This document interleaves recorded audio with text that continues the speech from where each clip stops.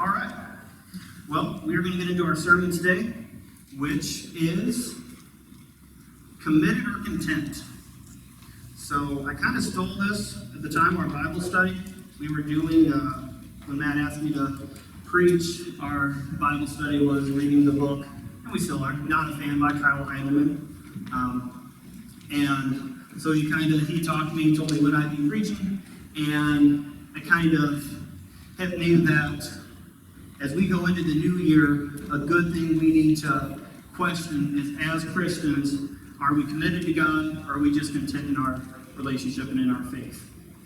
And then in Not a Fan, one thing that gets brought up is Nicodemus, and he's kind of the guy we're going to be talking about today.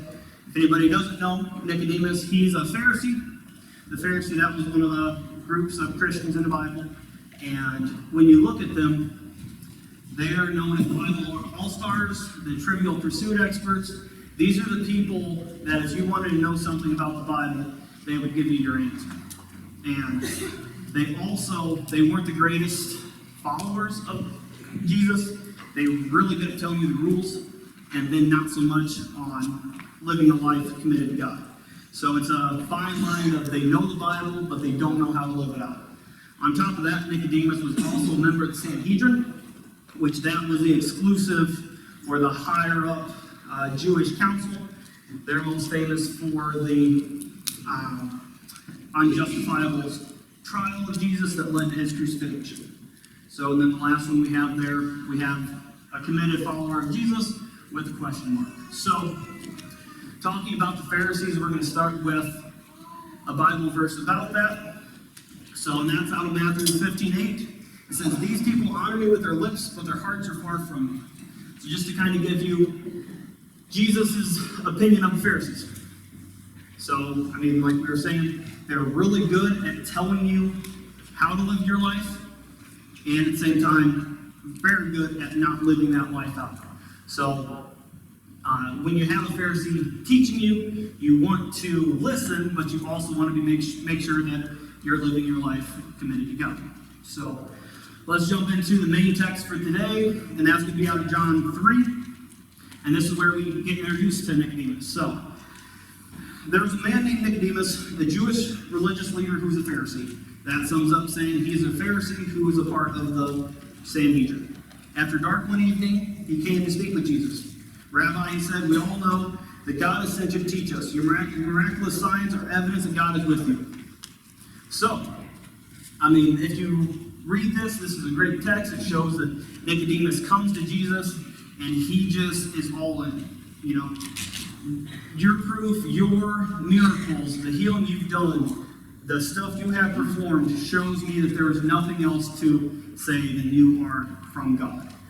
But there are two words here we're going to really hit on that really change the text of the way you look at this Bible verse. So we'll move on. And those words were after dark. And the couple right now studies I've done on this, it shows that what these two words signify is that Nicodemus was afraid to come to Jesus at any other time. And so he waited until after dark, when there would be nobody around to talk to him, nobody else to see him coming to Jesus. And, I mean, it's opposed to him doing a Facebook Live video with Jesus. He just sent him a secret message from an unknown number and said, "Hey, you're the best. You're the best, but I don't want anybody to know that I'm the one saying that." And so I would encourage you to actually read through John 3. After this verse, Jesus kind of goes rips into Nicodemus. It's a lot of fun to see him explaining how eternal life works. And you can tell Jesus knows through Nicodemus that he is not coming to Jesus with the right mindset. So I promise there's more, but we'll move on. This is after knowing that those two words and the significance they have, where it changes it to after dark, you know, alone, embarrassed, ashamed to come to Jesus, he comes and says, "We all know that God has sent you to teach us. Your miraculous signs are evidence God's with you." And I think it was with Tony Evans' series on John that I was listening to, and I got to thinking, I was like, what kind of guy what kind of person just comes to Jesus with false pretenses, where you come to him and you don't really know why you're going to him, or you know that you aren't doing it for the right reasons, and you know that Jesus knew Nicodemus' heart. He knew what he wanted out of Jesus. He knew that he wanted for Jesus to think that he was committed, and at the same time, he shows that he's ashamed to be committed and make that plunge in front of his friends, in front of the other members of the Sanhedrin. But then it got me thinking, in our lives, how often do we put off coming to Jesus because of what it cost? I mean, if there have been times in your life where, just like Nicodemus, where you have family, you have friends, and you don't want to do something that shows them you're a Christian because of what it cost. So, where there have been times where you've been out in public, and there's been where you know you needed to pray with somebody, you know you needed to be the Christian that Jesus would have been, and you don't put up. So one of my things I've been thinking of a while, so our youngest daughter, she's 8 months today. When we were in the hospital, I was pushing her kind of around the horseshoe there in Covenant, and I was kind of basking in the glory that I hadn't set off the code blue alarm yet, or I hadn't fainted like the first one. So, but this was before I hit the baby stealing alarm, set that off. So I was pushing Audrey around, and we were on the other side of our room, and we're coming around the corner, and we're on the other side of the hospital, so I'm like, nobody there knows who I am or knows what's going on, and I just hear, here she comes. I'm like, because Audrey was crying, and I'm like, I know, they don't think that either they are prophets who know who's coming around the corner, or they have us mistaken. So, come around the corner, and sure enough, it's people I've never seen before. Like, oh, we thought you were our daughter and our granddaughter. So I got chopped up a little bit, and this was a family that this was their oldest granddaughter being born. Baby came out with the umbilical cord wrapped around her neck, and so they had to take her back to intensive care. They had a lot of surgery going on, and you could tell that this was a family that was in time of need. So, and even right there, talking to them the first time, I'm like, well, I should pray with them. And I talked to them a little more, and then I walked away. Came back around, they were still there. But, kind of Nicodemus style, I walked to the end of the hallway where I could still see them and prayed for them. So that counts, but it's not good enough. And so I just think that, we are no different than the people of the Bible. They had Jesus in flesh to come to, and now we, through the Holy Spirit, every day, we have chances to make that we can determine, are we going to be like Nicodemus and put off going to Jesus? Or are we going to step up and not be popular, not be doing something that's well known or well liked, but we do it because we know it's right?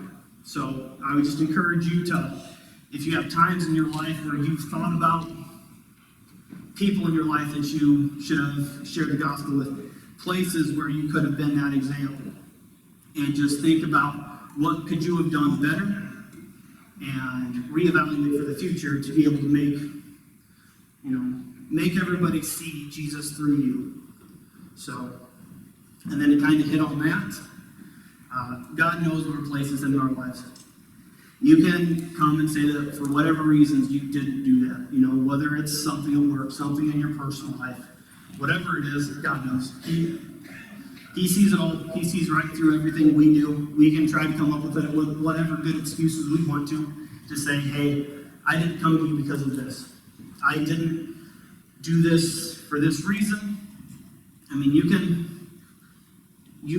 make whatever excuses you want, but it's not good enough for God. And so just, once again, just really be thinking about the fact that God knows.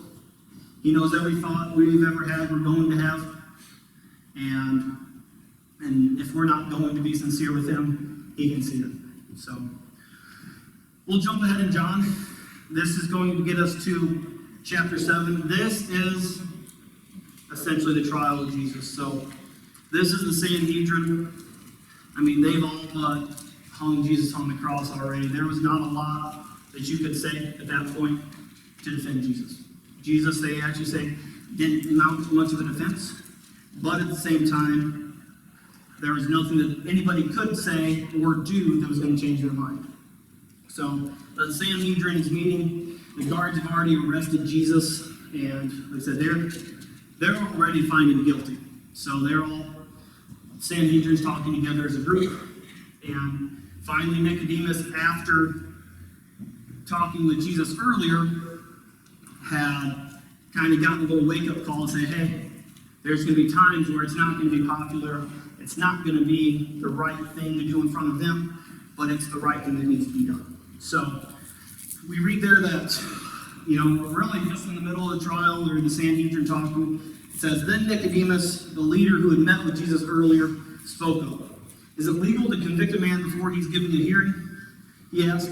They replied, are you from Galilee too? Search the scriptures and see for yourself that no prophet ever comes from Galilee. Which, in the Bible, Galilee, it's not the best area, and so it was a pretty common insult to say, hey, if you're a Christian, you definitely didn't come from Galilee. And so we see that in here, Nicodemus has really upped his game of being a follower of Jesus, where he is now, the Sanhedrin, the numbers, around 70 is the member count on the Sanhedrin.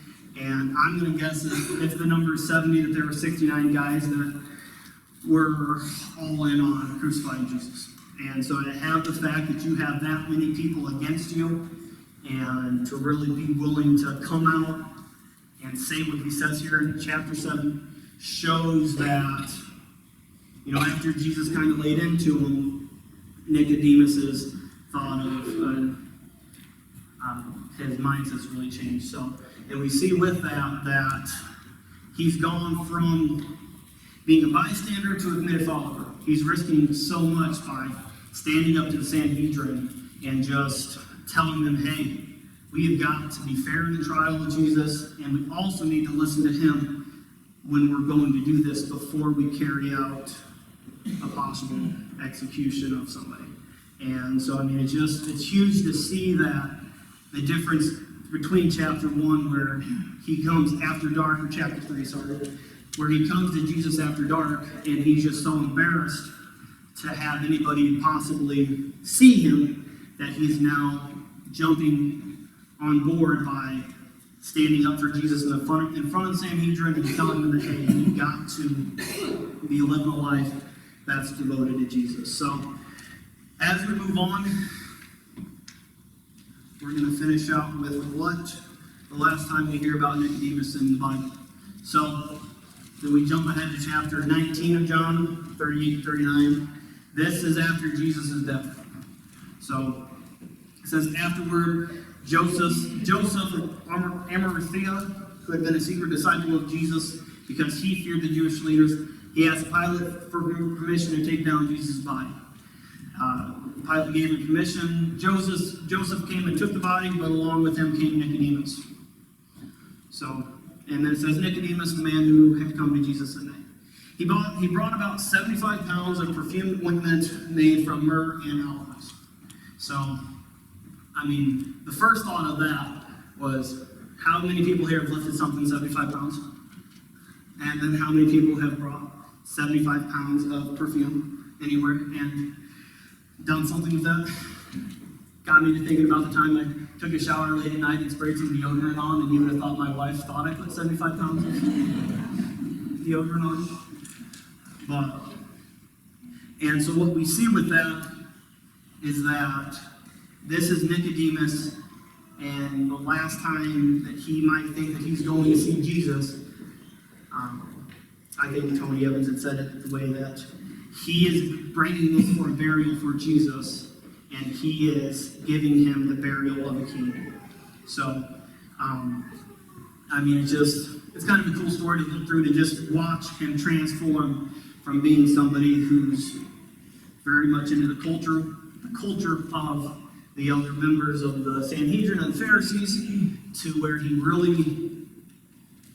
realizes the importance of being a follower of Christ, and how much more important it is for him to live a life devoted to God compared to him living a life devoted to the world.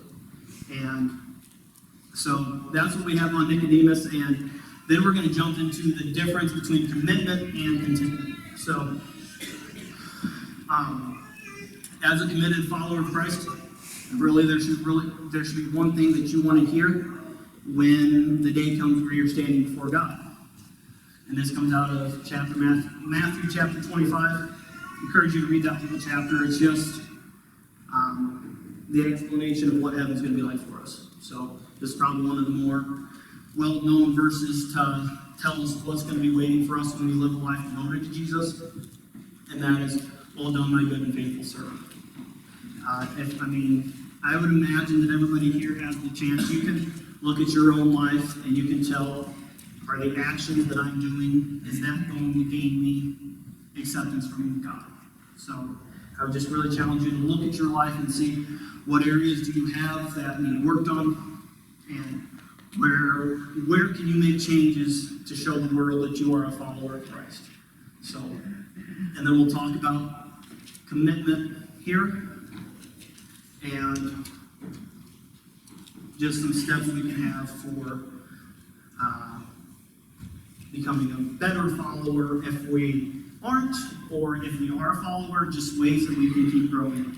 So we're going to start. Anybody who knows me kind of knows that I'm a pretty big fan of J.D. Greer, so I'm surprised I only have one thing on so far, but this first one is study the Bible daily.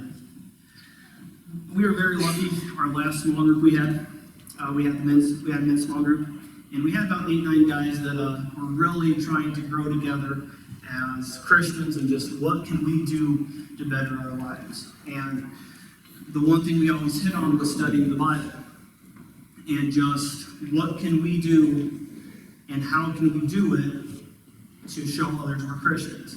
And I put the word study there opposed to read, because it's not about quantity, it's about quality. And you can read through the Bible and you'll see the other Pharisees. You'll see Simon, who by the age of 15 had the whole Old Testament memorized, but at the same time didn't know how to live a life devoted to God. So you can read the Bible, you can know everything about the Bible, but until you're studying the Bible to know how does this apply to my life, what can I do to make this apply to my life, and how can I take what I read and put this in action in my life. So, for me, what I've kind of gone away from is I used to just randomly open up the Bible and just read. Now I've kind of dialed it back to, instead of quantity, it's more about quality, and that to me comes down to, it's one chapter a day. And then I journal it, I really read it a couple times and just know what is being said in this passage. Other good options our small group came up with. There's a guy in our group that does Bible study, and they just do the Bible in a year. Every year, I think every Friday they meet, and for several years now, they've read the Bible in a year every year. And so you're going to read, I think it's a book, chapter out of the Old and the New, and then the Psalm and the Proverb is how your day is. And so when you're doing that and you're being devoted to putting that time into action, you're going to see the rewards of not only having knowledge of the Bible, but growing in your faith when you put it into action. So we'll get into what JD says. It's very similar to what we were just talking about. But growth in Christ is never going beyond the gospel, but going deeper into the gospel. So that's all you want to. You can read, and you can read, memorize everything out of the Bible. But it doesn't do you any good if what you are reading is not going into action. And a lot of it is because that I don't think applies to me. I don't want to follow those. I don't want to give up this or give up that.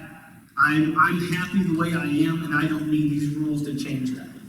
And you can do that, but it's definitely not a life that's committed to Christ. So, going along with reading the Bible, we talked about daily, deep, and meaningful prayer.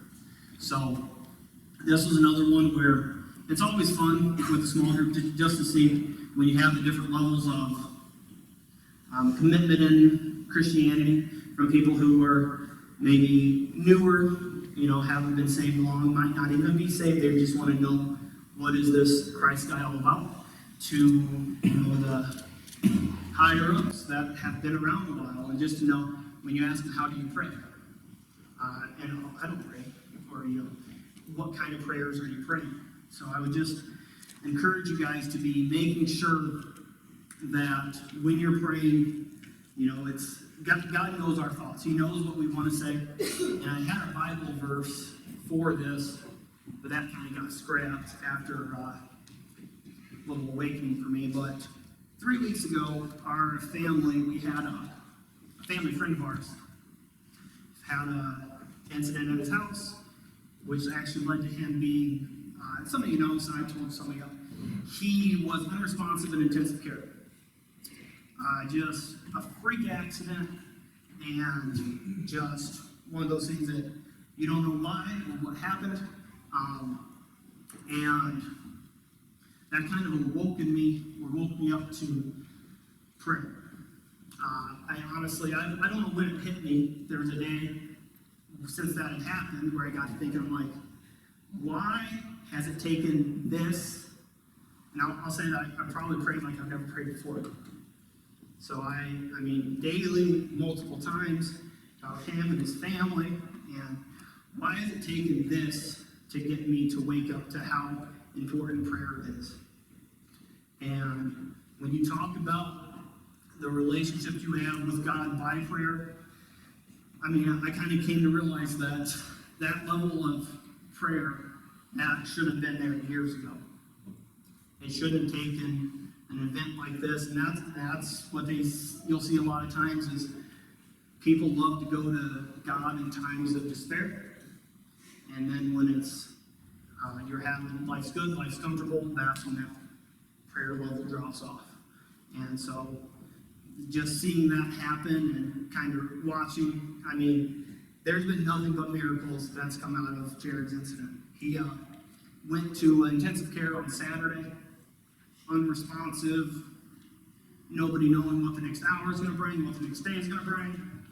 And within a couple of weeks, he is moved to another hospital for rehabilitation. And I mean, it's just a matter of time what's going to be recovering or what he's going to recover.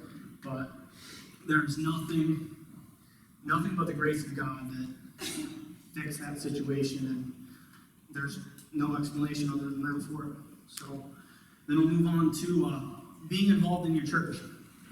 This is something that probably one of the favorite things I like to tell people about Blessed Hope is that we have a church that regardless of what's going on, regardless of who's in need, we are there to help.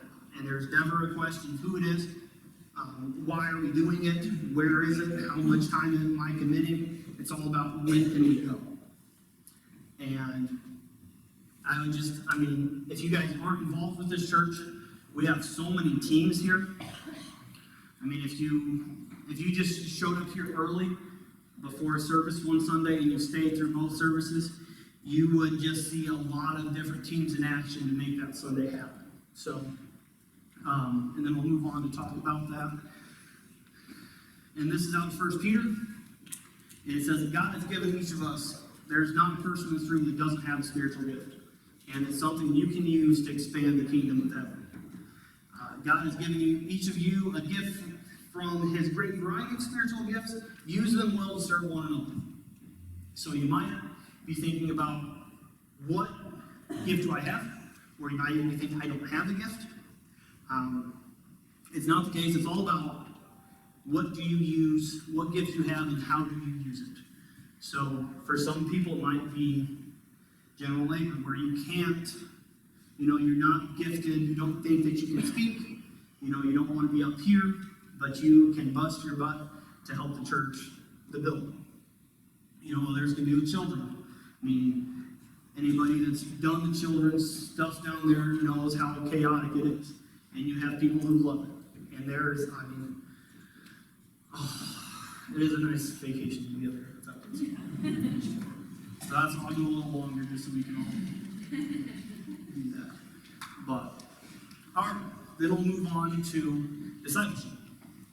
Another thing we have, another great, I don't know what you want to call it, a perk or a part of this church is the discipleship. I feel like our small groups is a great one. There's the guys, we just finished another study, and I know that I'm in a Bible study with a couple guys from the church, and other guys I know, other women, they've said, hey, we need to do something daily, weekly, something to have accountability from other people in the church to grow my faith.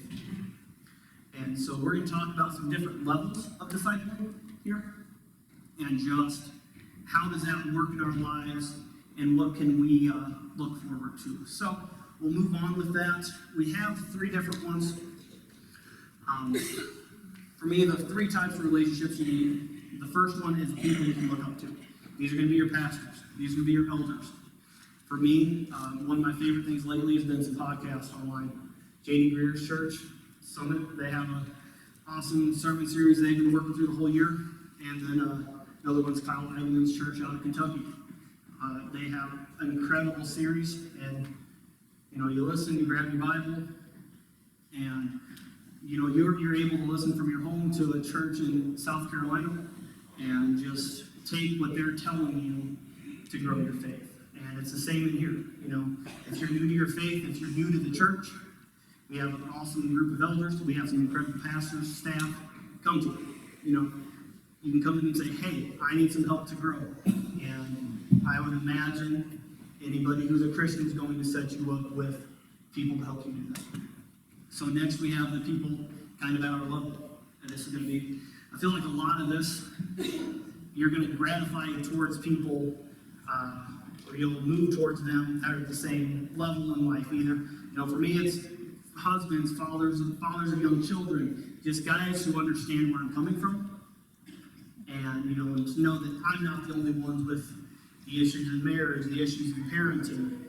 And so when you have that, you're going to grow in your faith, and you're also going to have like-minded people that are going to be coming to you and telling you when you're wrong, how you need to change, and the same for you to them.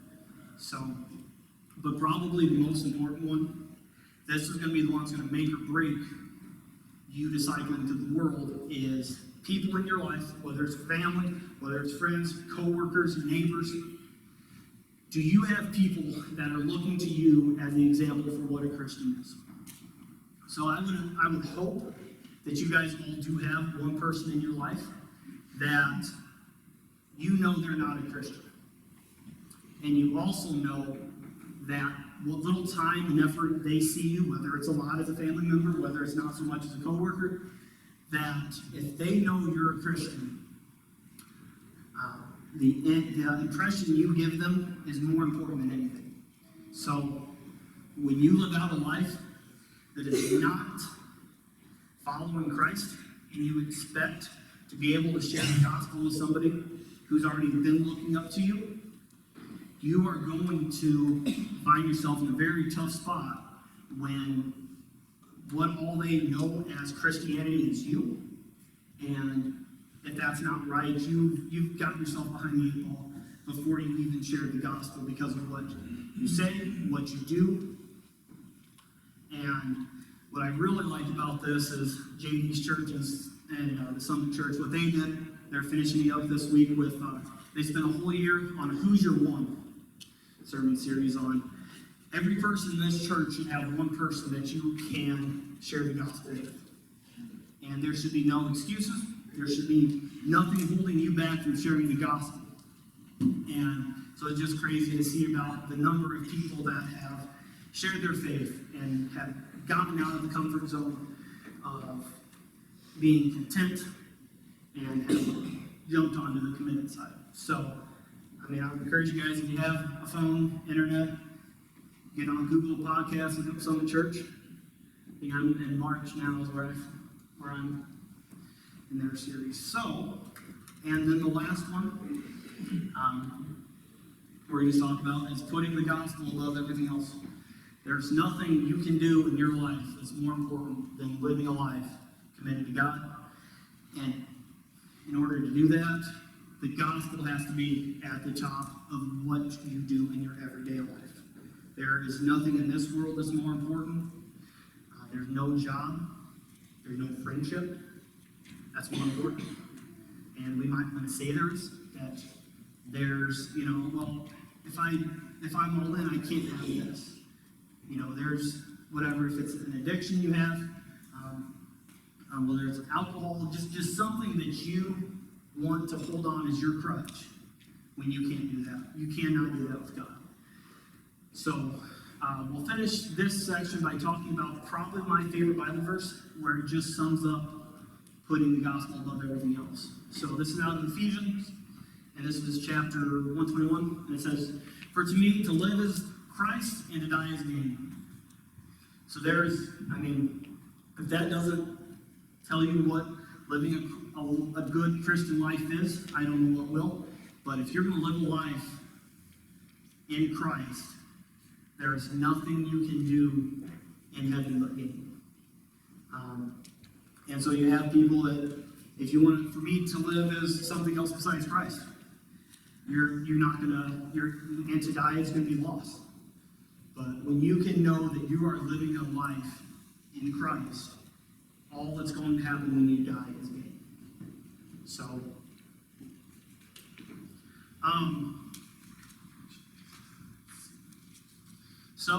we'll move on, and then we'll talk. We won't even talk about content because I don't think we have anybody content here, so we can probably just call it a day.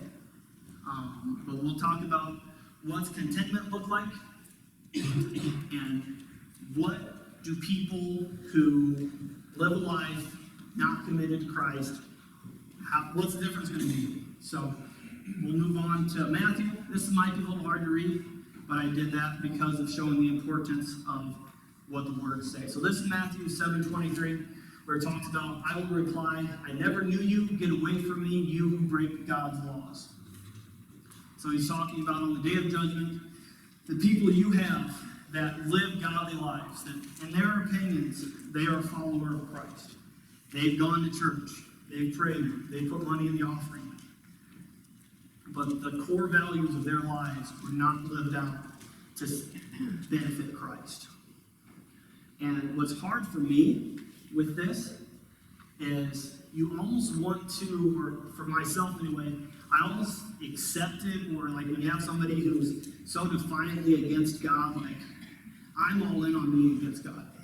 Like, okay, like I can almost accept that more of, you made your bet and you lost, but it's, I don't know if the word's sickening to me, but just the fact that we have people who could very well be in this church now who are going to be no different than an atheist or somebody who's lived no part of a life towards God, where you just have made your bed and you are happy with God not being a part of it, you're happy with the way you live, and if that doesn't change, I just can't imagine being a Christian who calls myself a Christian and then, be so misguided in what I've taught myself, what I've allowed others to teach me, to show that I'm not living a life like Christ. So I would just encourage you to really grasp on to what in your life is holding you back from committing. Whether it's a relationship that you know you shouldn't be having, whether it's a family member that just brings you down. There should be nothing standing between you and God. So we're going to kind of finish up here. We're going to talk about contentment and just what does contentment look like. So the first one we'll hit on is a very common one I think we see in the church, is that assuming others in your life are responsible for your faith. So having some relationships with David and Matt and other people in the church, they love, or they not, I guess they don't love this because it's not good at all, but they have people come to them all the time, or I even have people come to me. Well, that's their job as the pastor. Their job is to be there every Sunday and preach, and absolutely their job is to shepherd the flock. But when it gets to the point that you are either thinking Matt and David hold the key for your salvation, Or even worse is when you're a parent and you think people like Shauna are responsible for the faith of your children.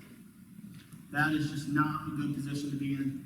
I guess I put together, or I compare, saying the pastor is responsible for your faith to be like saying the car mechanic is responsible for the way you drive. There's nothing he can do to change the way you're going to drive. And, you can come in here every Sunday and be angry at something that the pastor said or something about the pastor.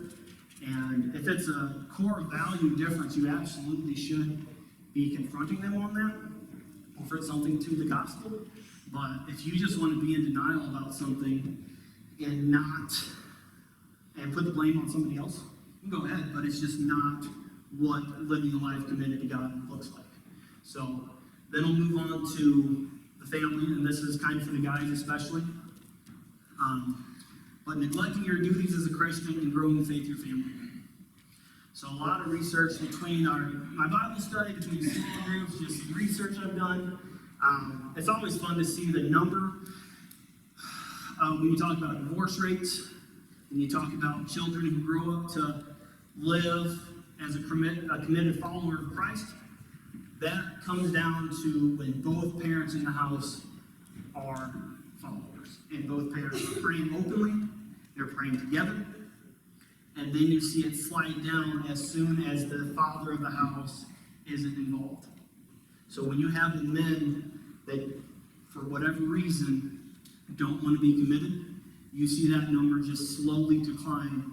So, if you think that as a Christian or as a family member, that you don't want to raise your children, your spouse, there's just something holding you back, you've got to be able to realize that and just be able to look to God first. Greg Sloboda, he did a great job at our men's conference we have in November, where it all centered around, as men of faith, your marriage needs to be centered around Christ. And Mark Moyer followed that up on parenting with the same thing, that when you live a life committed to God, your spouse is going to see you, your children are going to see you, and they're going to follow in your example if you're leading correctly. So, and then the last thing here is just talking about people who don't want an intimate relationship with God because of the cost.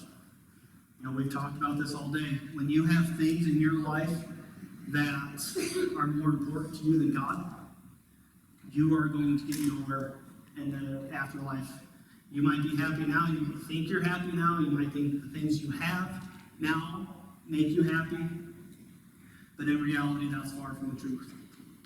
So, a couple more things and then we'll get out of here, but I do want to just bring this up. This is something that gets brought up a lot with sermon series, and just when you're talking about somebody who, there's something I've done that will, that God can't forgive.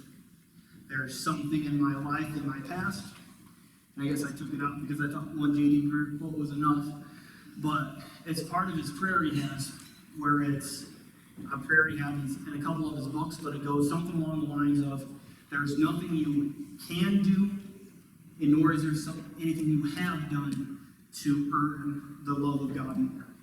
There's nobody in this room that is closer to God or has earned more of God's grace than somebody who's an unsaved person who's never been in church. God's love and grace is out there. If you aren't there, it's all about finding the way to Jesus. For some of those who maybe had it and lost it, it's about coming back.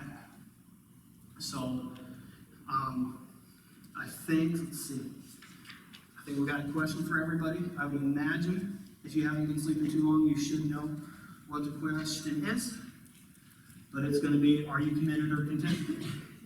This is something I want you guys to be thinking about in your daily lives, where are you committed to standing up and work, to when people ask you questions about faith because they know you're a Christian? Are you going to explain the gospel to them more? Are you going to say, I don't know? When you talk to your neighbor, are you going to talk to them about church? Just talk about where they go? Or are you content in just letting the everyday run-of-the-mill stuff happen and never do anything to change the faith of those around you. So I hope you guys take that and kind of run with it. And to follow up, if you got your bulletin, I guess I haven't seen the bulletins yet, but I'm hoping that this question's on there. And I kind of want you guys to take this and look at it, and day to day, think about if you're committed to God, or if you're committed, what are you committed to do for God? So we're a couple days away from the New Year's, and I would imagine people out there have New Year's resolutions, and I would love to see that for some. This is the question you have. Is there somewhere in your life that you know needs to see you, that needs to have you be a Christian? So if anybody doesn't know about me, I've been working in our jail here in town. I've worked there over 7 years. It's a lot of fun. But it's a place where it wears on you. It's a hard job. You never see somebody having a good day. And one of the changes we made, I think it was actually right around the merger time, was David was talking about getting Celebrate Recovery into the church, into the jail. And so Victoria Feek, Jeannie Klein, Barbara Christensen, and I'm sure there's been others, but these ladies, they've been volunteering their time coming down to the jail to disciple inmates. And it's something I've been talking to David about, and it kind of goes back to in our Bible study, we did Eric Mason's Jonah study. So it's an awesome short series on how to look at the book of Jonah. And that kind of woke me up a little bit to realize that my Nineveh is the jail. It's a place I don't want to go. I've put it off for years. So I've realized my goal when you're talking about what am I committed to do for God is to try to get Celebrate Recovery started in a jail for men. So, and working there and seeing the changes in inmates' lives from day to day, talking to bosses there, they've said that the Celebrate Recovery program has been the best one that they've had. They've had a lot of other ones come and go. And it comes down to the fact that while Celebrate Recovery is focused on the gospel, others have been focused on this world and the importances of this life, where Celebrate Recovery looks at getting into God, getting past where you are now, and growing in God. So, that about wraps it up for me. I'll have the praise team come up, and I just want you guys, day by day, to be thinking about what can you do to commit yourself to a life of God. And if you have areas that you can grow, people you can grow, that you are intentionally looking at them as somebody to grow their faith. So we'll go ahead and close in prayer, and then we'll have the praise team close up. Dear Lord, I want to thank you for everything you've given us. Thank you for your Son that you sent to die a sinner's death in our place. Thank you for the chance that you now give us with the Holy Spirit to advance your kingdom. And be with us as we go from here when we talk about, are we content in Christ or are we committed? And I pray that you work through the lives of the people here and also the lives of those around us, that we show the world we are committed to you over anything else. Be with us as we go from here. In your name, amen.